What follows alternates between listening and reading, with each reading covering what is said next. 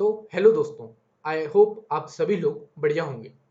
तो कोई भी स्टॉक का जो नेचर होता है वो कुछ टाइम तो कंसोलिडेशन में रहता है, कुछ टाइम अप ट्रेंड में रहता है और कुछ टाइम डाउन ट्रेंड में रहता है। ये मोस्टली हर स्टॉक्स के साथ होता है। और अगर ये कोई भी स्टॉक के साथ नहीं हो रहा हो तो हमें थोड़ा स्केप्टिकल हो जाना चाहिए। जैसे कि हम लोगों ने पास्ट में देखा था कि अडानी ग्रुप के शेयर्स के साथ क्या हुआ था, अडानी एंटरप्राइजेस के साथ, अडानी ग्रीन एनर्जी के साथ। वो 1 साल 1.5 साल में तो इतनी स्काई रॉकेट की तरह भागे और अब उनमें डाउन ट्रेंड आना शुरू हो गया है। तो ऐसे शेयर्स में हमें बच के रहना चाहिए।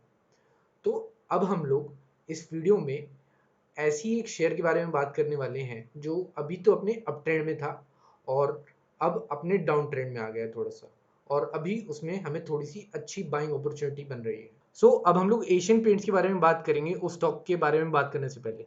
तो हम लोग एशियन पेंट्स का अगर हिस्ट्री देखें तो एशियन पेंट्स ने हर साल सालाना अपने इन्वेस्टर्स को 20% कंपाउंडेड एनुअल ग्रोथ रेट का रिटर्न दिया ही है। अब हम लोग इस स्टॉक में भी देख सकते हैं कि एक स्टॉक में एक टाइम तो अप ट्रेंड में था 2800 रुपये पे, फिर ये डाउन ट्रेंड में आ गया 2200 रुपये पे, फिर ये दोबारा अप ट्रेंड में, फिर डाउन ट्रेंड में, फिर ये अप ट्रेंड में है इस समय 3068 के प्राइस पे, अब ये दोबारा डाउन ट्रेंड में आ गया। तो अब हम लोग एशियन पेंट्स के बारे में तो बात कर ली, जो निफ्टी 50 की कंपनी है और जो कि बहुत ही स्टेबल कंपनी है। अब हम लोग हैवेल्स इंडिया के बारे में बात करेंगे जो जिसमें हमें थोड़ी सी बाइंग अपॉर्चुनिटी मिल रही है। अब हैवेल्स इंडिया के बारे में बात करने से पहले हम लोग इसका बिजनेस मॉडल डिस्कस करते हैं।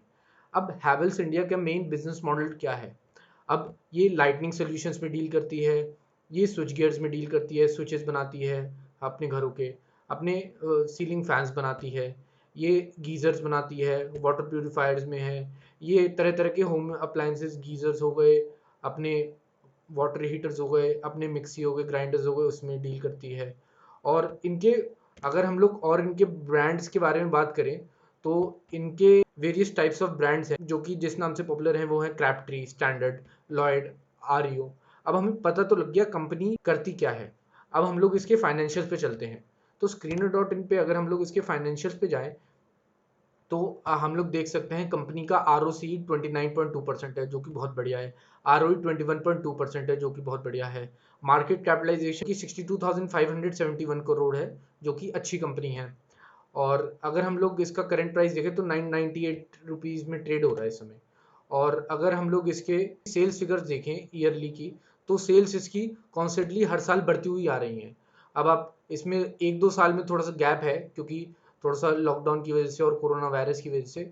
और अगर हम लोग इसका नेट प्रॉफिट देखें तो नेट प्रॉफिट भी इसका हर साल बढ़ता हुआ आ रहा है।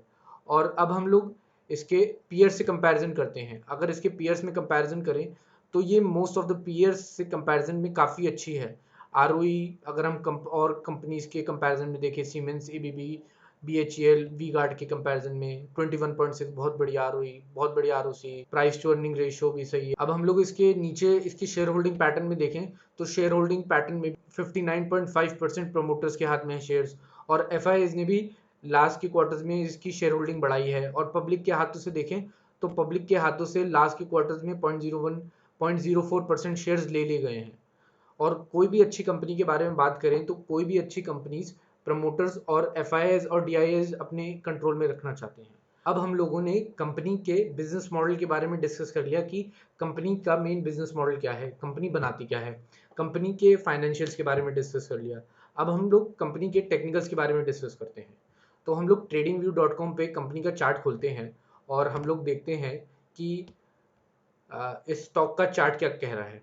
बेसिकली कोई भी कंपनी के स्टॉक चार्ट में आपको वेरियस काइंड्स ऑफ कैंडल्स मिल जाएंगे।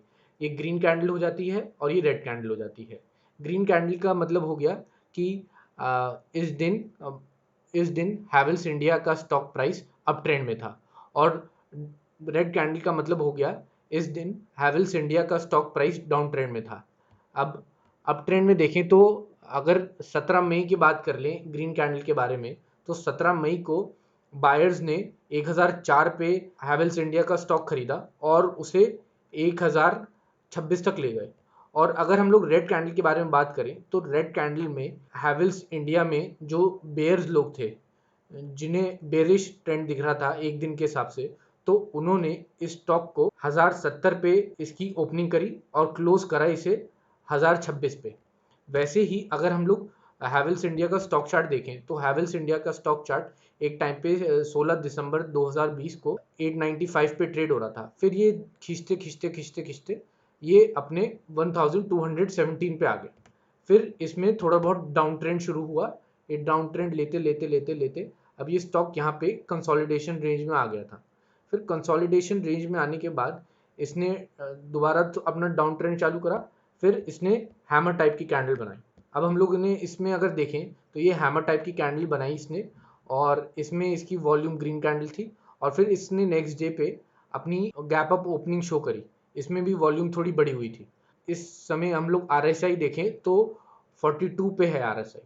और तो इसमें इस समय अगर हम लोग बाय करते हैं इस शेयर को तो हमें अच्छी अपॉर्चुनिटी मिल सकती है। तो ये स्टॉक अपने इन्वेस्टर्स को काफ़ी अच्छी रिटर्न दे सकता है in the long term trend. So I hope आपको ये वीडियो अच्छी लगी होगी। That's it for now. Make sure to like the video and subscribe to the channel. Thank you.